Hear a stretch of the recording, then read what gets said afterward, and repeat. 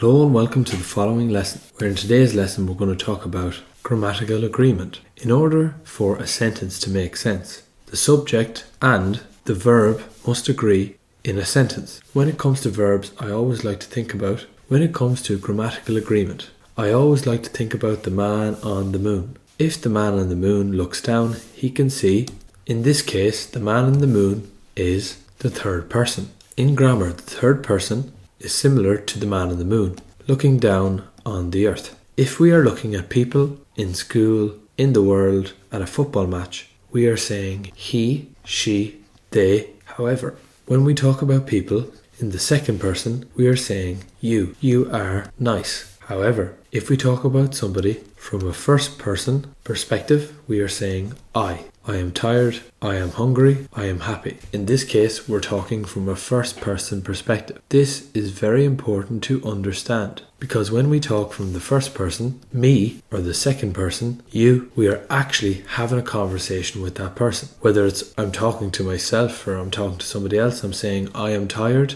I am hungry, I am happy. If I am talking in the second person, I am saying you are nice, you walk, and you run. If we are talking from the third person, we are looking down or looking at the person. We are not actually directly talking to the person. These people may be sleepy. If that makes sense in this context, they do not know we're talking about them. He, she, they, we are making a comment. We are talking about them. We see them. We hear them. We can see what they're doing, and we're talking or writing about it. So, with that out of the way, we're going to have a look at grammatical agreement. When it comes to grammatical agreement, it's very important to understand what a subject is. A subject could be any pronouns, first, second, or third person, and any noun that you can think of. These are what we call subjects in a sentence. A verb is the doing word. Can you recognize the first, second, and third person? In this case, I look is the first person. Do you notice anything different about some of the sentences and some of the verbs?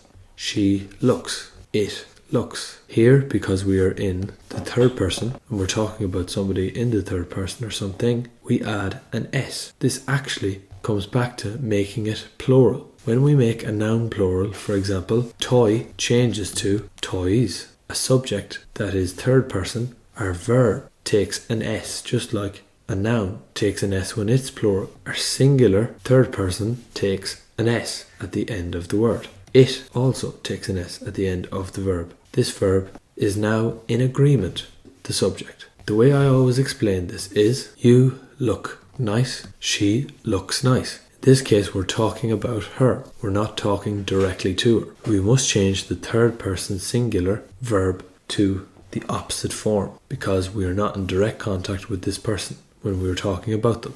The car looks good.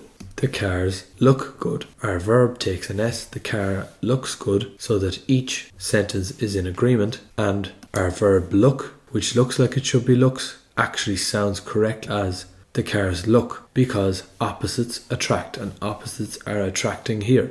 Tom and Nathan have eaten. Tom on his own has eaten. When it comes to using modal verbs such as I may, I could, I will, which is used in our future tense, I must, and I should, no change occurs. This is very simple to remember. They will play football. He will play football. I may leave. You may leave. She may leave. Tom and Angela may leave. Here again, if we use any of the modal verbs like may, could, will, must, should, there is no change, which is great. It's something else we don't have to worry about.